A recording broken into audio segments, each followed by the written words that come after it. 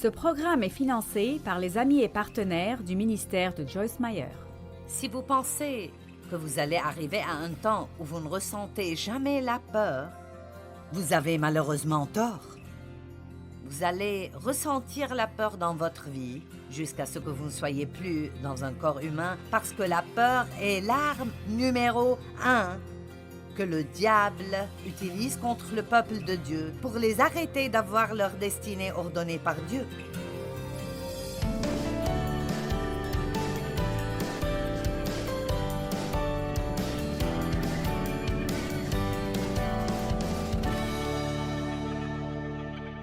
Nous vivons dans des temps difficiles. Et j'ai demandé à un ami aujourd'hui, j'ai dit, combien penses-tu que les choses allaient mal à Sodome et Gomorrhe? Je suis sûr que les choses allaient vraiment mal, mais je crois que nous sommes dans le même état maintenant. Amen? Et la Bible dit que quand Jésus reviendra, ce sera comme dans les jours de Sodome et de Gomorrhe. Et alors, nous ne sommes pas sages si nous ne vivons pas comme si Jésus revenait à n'importe quel moment. Amen. Et alors, dans Luc 21-26, la Bible nous enseigne que pendant ces temps, les temps où nous vivons, les hommes fuiront ou trembleront de peur. Mais je veux commencer à 21, verset 9, et nous allons lire jusqu'au verset 13. Luc 21, 9 à 13. Quand vous entendrez parler de guerre, de soulèvement, de perturbation et de confusion, ne soyez pas effrayés et terrifiés, c'est-à-dire n'ayez pas peur. Car il faut que ces choses arrivent. Mais ce ne sera pas encore la fin. Une nation s'élèvera contre une nation et un royaume contre un royaume.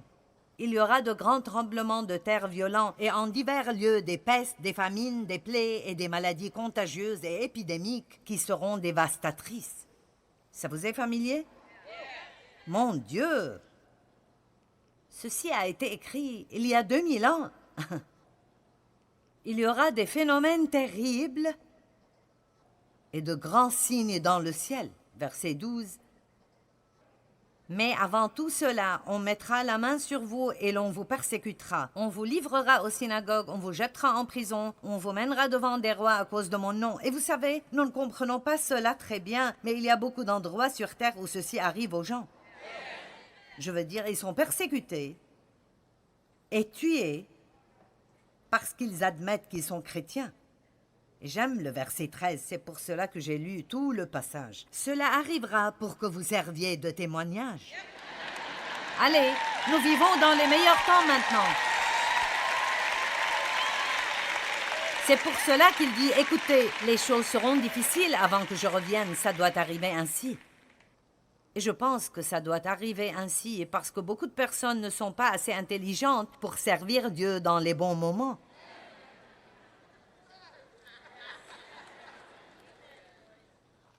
Et alors, nous allons peut-être avoir assez de temps difficile pour motiver ces gens qui sont dehors en marche. Mais ils chercheront quelque chose qui leur dit peut-être vraiment « Dieu est réel et nous le connaissons ». Allez, j'ai dit, nous le connaissons. C'est pourquoi la Bible dit « Quand il reviendra, trouvera-t-il de la foi dans le monde ?»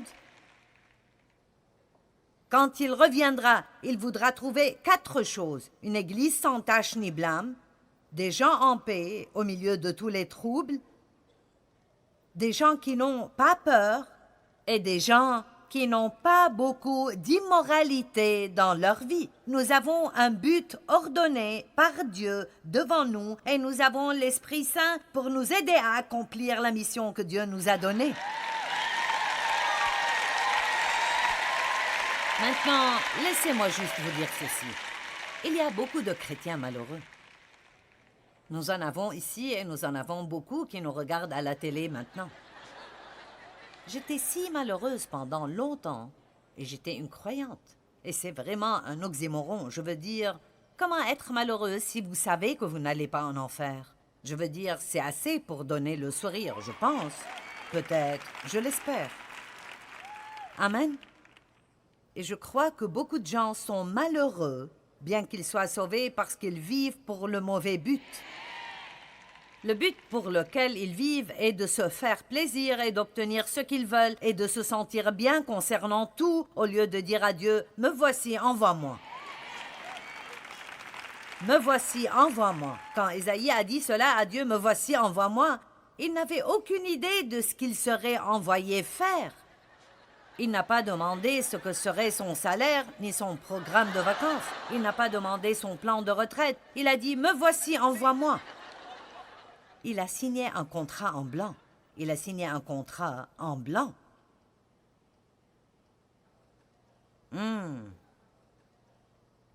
Arrêtez de gérer votre propre vie et d'essayer d'utiliser Dieu pour obtenir tout ce que vous voulez. Pourquoi pas « Me voici, envoie-moi » ce soir? Pourquoi ne pas dire « Me voici, envoie-moi » ?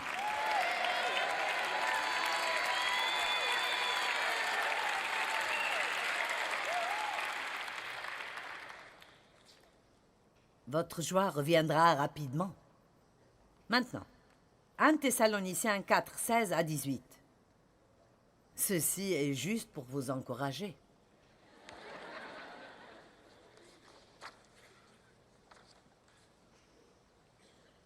Car le Seigneur lui-même a un signal donné à la voix d'un archange. Et au son de la trompette de Dieu descendra du ciel, et les morts en Christ ressusciteront premièrement. Hey! Utilisez votre imagination sainte et pensez un peu à ce que cette journée sera. Ah, tous ceux qui ont essayé de se débarrasser de Dieu seront choqués ce jour-là. Tous les tombeaux s'ouvriront et les gens commenceront à s'envoler. Ouh! Ensuite, nous les vivants qui serons restés sur terre, nous serons tous ensemble enlevés avec eux sur des nuées à la rencontre du Seigneur dans les airs. Allez, à la rencontre du Seigneur dans les airs. Et ainsi, nous serons toujours pour l'éternité des éternités avec le Seigneur. Oh mon Dieu! Wow! Et tournez-vous vers la personne à côté de vous et dites, vous ne faites que passer. D'accord, verset 18. Voilà. Voici ce qui est si important ici. Maintenant, regardez ceci. C'est pourquoi consolez-vous donc les uns les autres par ces paroles. Vous avez remarqué combien vous étiez excités quand j'ai lu ça? Je veux dire, je peux aller les lire partout. Je peux aller en Afrique, en Inde, partout. N'importe quel État. Lisez cela, et les chrétiens réagiront de la même manière. Parce qu'au fond, vraiment, Dieu a planté l'éternité dans nos cœurs. C'est ce que la Bible dit. Nous savons qu'il y a plus que cela. Et nous savons que nous avons été créés pour mieux que cela. Et nous essayons de traverser en beauté, et j'essaye de vous aider à faire cela. Et vous devez vous aider l'un l'autre pour faire cela. Et vous devez vous encourager l'un l'autre au milieu de tout ce qui arrive. Maintenant, laissez-moi vous dire ça. Au lieu de juste vous mettre en groupe et de grogner concernant la société.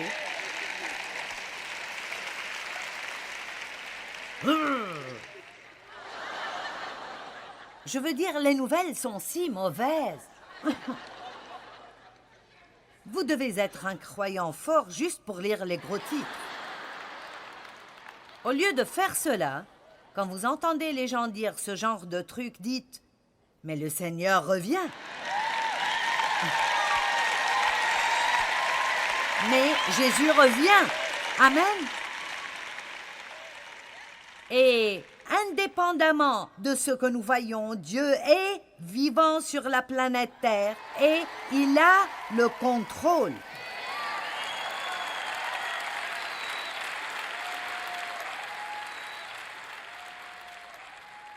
La peur est une impasse, mais la foi a toujours un avenir.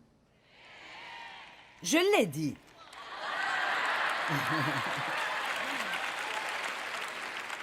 Ceci sera sur l'Internet sous Joyce Meyer a dit. C'est drôle quand je cherche des citations et je trouve les miennes. Écoutez, la fin des temps est un nouveau commencement pour nous. Rien qui devrait nous irriter. J'ai souvent pensé à pourquoi la Bible ne dit pas plus concernant ce à quoi ça ressemblera là-bas. Et vous savez ce que j'ai eu comme conclusion? Pourquoi la Bible ne dit pas plus concernant ceci? Elle en dit un peu, mais nous aimerions avoir plus de détails, n'est-ce pas? Comme, est-ce que j'aurai un travail ou est-ce que je vivrai? Oh Seigneur, est-ce que je serai responsable de quelque chose là-bas? Le Seigneur ne nous en dit pas plus parce que je pense que ce sera si merveilleux. Maintenant, écoutez, il n'y a absolument pas de mots que nous pouvons comprendre qui décriraient cela. C'est ce que je pense. Maintenant, nous allons parler un peu de certaines des choses qui nous font peur. Allons-y. Marc chapitre 4, verset 35 dit « Ce même jour, quand le soir vint, Jésus leur dit « Passons à l'autre bord du lac. » Maintenant, quand Jésus dit « Nous allons quelque part », alors nous allons quelque part. D'accord? Et si vous regardez le chapitre 5, verset 1, il dit « Et ils sont arrivés à l'autre bord. » N'est-ce pas bon? Le verset 35 dit « Passons à l'autre bord. » Chapitre 5, verset 1, « Et ils sont arrivés à l'autre bord. » Maintenant, ce serait bien si c'était tout ce qu'il y avait. Mais il y a les versets 36, 37, 38, 39... et peut-être 40, je ne sais pas, un tas. Donc voici le passage. Ce même jour, quand le soir vint, Jésus leur dit « Passons à l'autre bord du lac. » Maintenant, combien d'entre vous, Dieu vous a dit d'une façon ou d'une autre « Allons à l'autre bord » ? Vous savez de quoi je parle? C'est comme « D'accord, occupons-nous de ce problème. Allons conquérir ceci. Faisons cela. Peut-être que pour vous, c'est nettoyons la maison. » Faisons la vaisselle, faisons la lessive, payons les factures. Les montagnes sont différentes pour différentes personnes.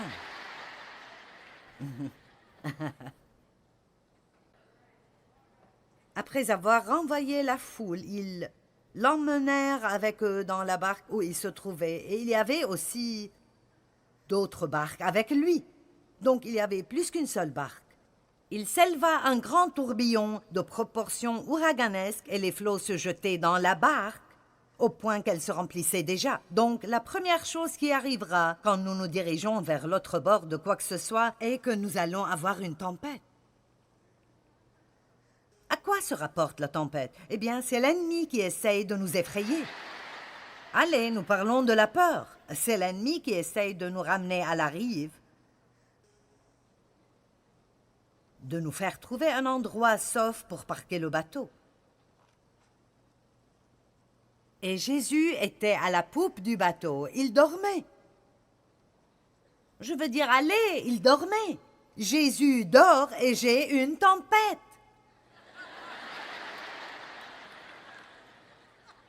Wow! Dieu, où es-tu? Je ne peux pas t'entendre. Je ne sais pas quoi faire. Tu ne m'aides pas, Est-ce que tu dors? Mais la Bible dit qu'il ne dort jamais. Jésus dormait parce qu'il avait un corps humain. Nous avons tous besoin de dormir.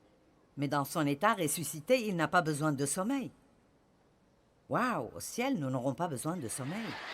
Cool! Et au ciel, la nourriture n'aura pas de calories.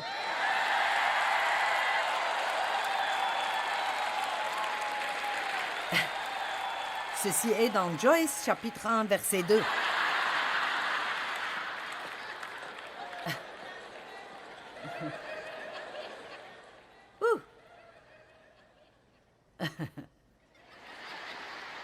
Ceci vous a vraiment enthousiasmé. Verset 39. Ils le réveillèrent. Oh, attendez, verset 38. Et lui, il était à la poupe du bateau. Il dormait sur le coussin de cuir. Beaucoup de détails. Et ils le réveillèrent et lui dirent, « Maître, ne t'inquiètes-tu pas de ce que nous périssons dans la tempête? Ne te soucies-tu pas, Seigneur, ne m'aimes-tu pas? Ne te soucies-tu pas de moi? Si tu m'aimes, pourquoi dors-tu? »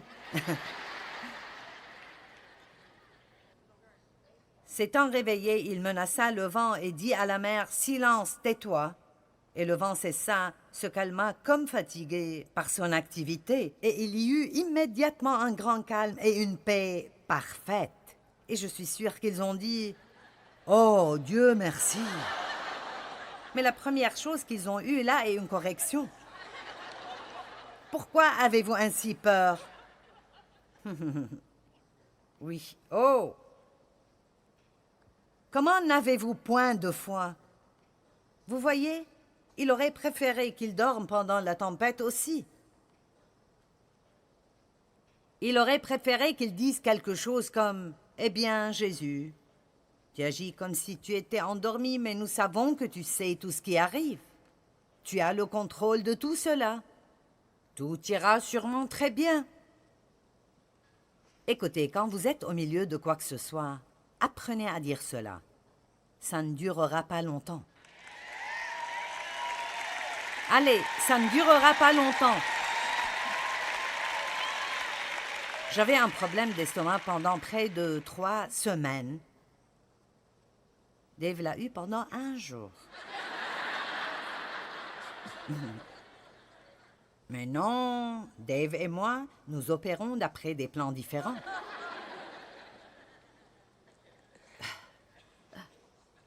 De toute façon, 3 semaines. Et je ne me sentais pas vraiment bien. Je ne me sentais pas mal physiquement, mais mon estomac allait mal. J'avais un mauvais goût dans la bouche, rien n'était bon. C'était juste mauvais. Et je disais toujours, ceci ne durera pas. Les gens me disaient, comment vas-tu? Je disais, j'ai toujours un problème, mais il ne durera pas. Vous savez pourquoi? Parce que j'ai appris que rien ne dure. Allez, quels problèmes aviez-vous l'année dernière qui ont disparu maintenant? Allons donc, quel genre de problème aviez-vous il y a 5 ans? Peut-être que si vous étiez là quand j'étais venue l'année passée, vous aviez peur de quelque chose d'autre qui a été résolu maintenant. Vous savez, le truc de la peur, c'est qu'en fait, la peur de ce que quelque chose arrive est généralement pire que si cette chose arrive.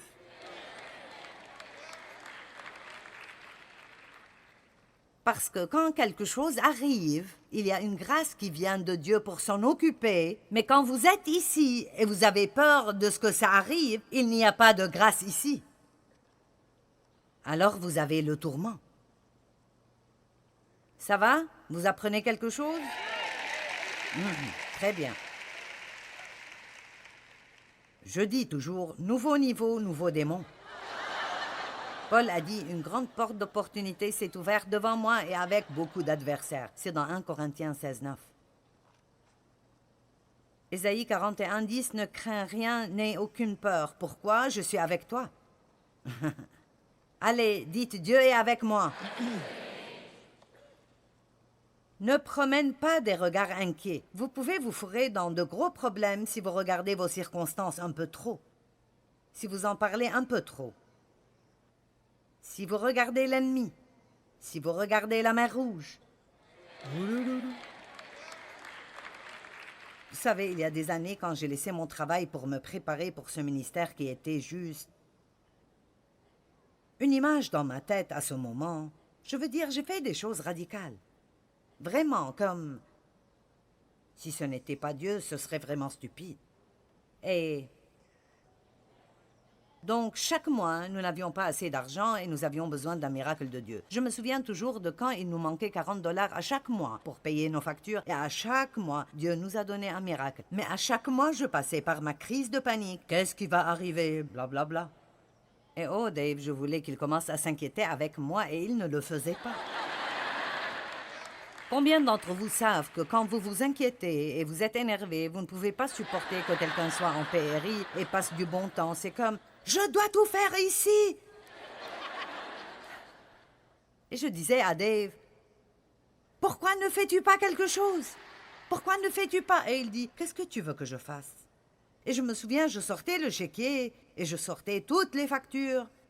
Et je m'assurais des chiffres encore et encore pour m'assurer que je n'ai pas fait d'erreur ou si je pouvais trouver de l'argent. Et je m'énervais juste tellement. Pourquoi? Parce que je regardais tout autour de moi. Est-ce que vous savez de quoi je parle? Dave disait, nous dimons, nous donnons. Tu as laissé ton travail parce que tu crois que c'est ce que Dieu t'a dit de faire. Il pourvoit à nos besoins chaque mois. Maintenant, viens regarder la télé avec moi et les enfants. Oh non! Non, non, non, non, non, non. Quelqu'un doit être responsable.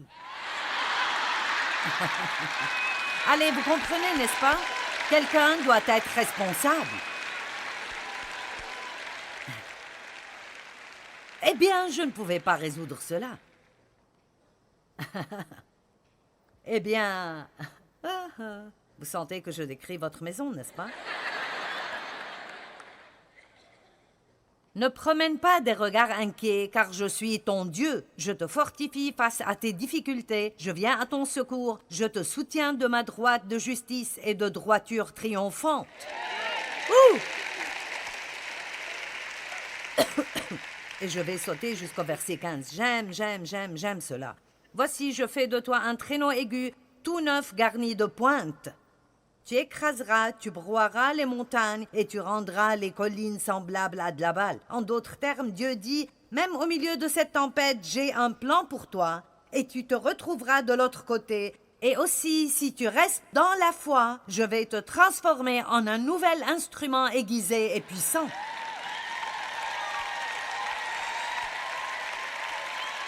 Allez, laissez-moi dire quelque chose. Vous n'allez pas aimer cela, mais ce que vous traversez maintenant finira par être pour votre bien.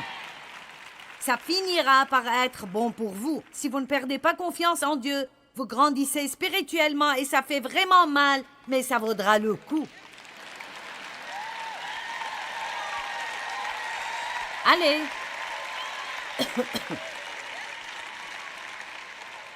Laissez-moi juste faire une observation.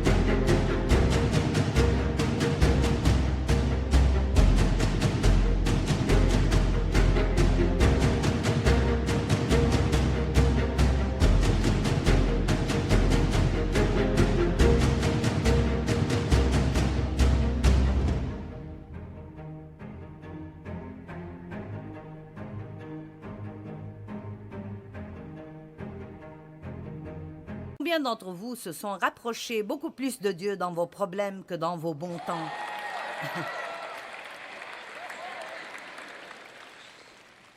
Bien, j'ai prouvé mon point.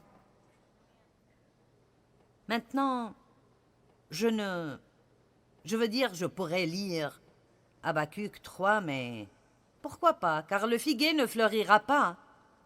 La vigne ne produira rien, le fruit de l'olivier manquera, les champs ne donneront pas de nourriture. Les brebis disparaîtront du pâturage et il n'y aura plus de bœufs dans les étables, toutefois je me réjouirai. D'accord, disons-le d'une façon que nous comprenons mieux. Bien que j'ai perdu mon travail et que mon fils se soit battu de nouveau à l'école et que ma carte de crédit ait été compromise 2 fois ce mois et que maintenant le docteur veut que je fasse une colonoscopie.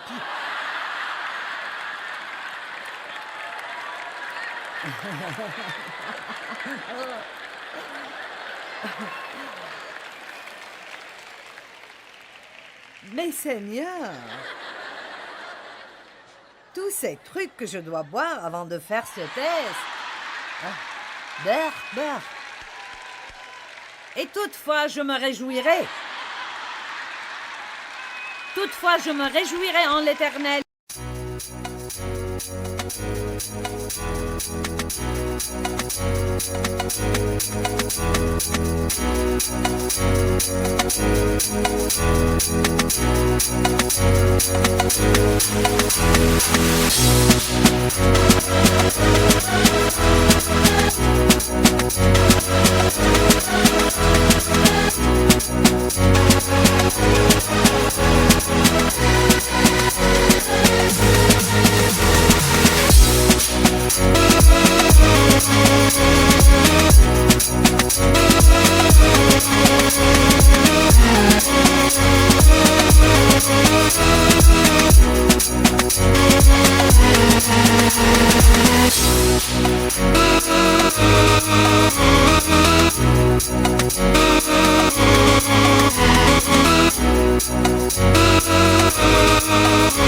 Le Dieu victorieux de mon salut. Donc écoutez cela. Je pense que je devrais dire ceci. Maintenant, moins nous nous plaignons, plus nous grandissons spirituellement. Allez, ceci vaut bien votre venue. Parce que voici l'essentiel. Si nous pouvons juste dire à quelqu'un d'autre et qu'il se sente désolé pour nous,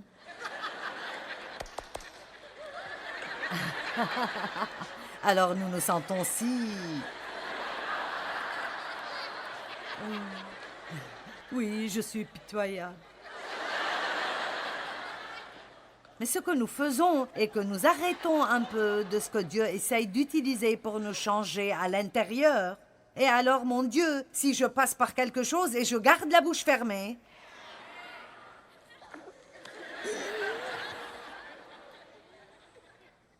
ouh. Quand j'ai un virus et je dis à Dave combien je me sens mal, il dit alors, oui, j'avais ça la semaine dernière pendant 3 jours. Pourquoi ne m'as-tu pas dit? Il dit, eh bien, tu ne peux pas m'aider. Maintenant, je ne pense pas nécessairement que ce soit la meilleure façon d'opérer, mais c'est pour donner un exemple.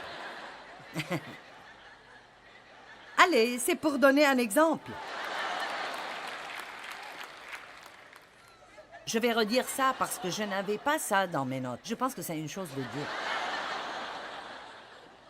Moins nous nous plaignons, plus nous grandissons.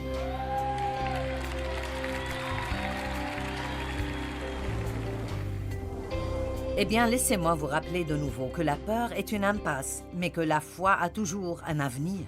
Quoi qu'il arrive, nous pouvons nous réjouir dans le fait que Dieu peut s'occuper de tout ce que nous contrerons.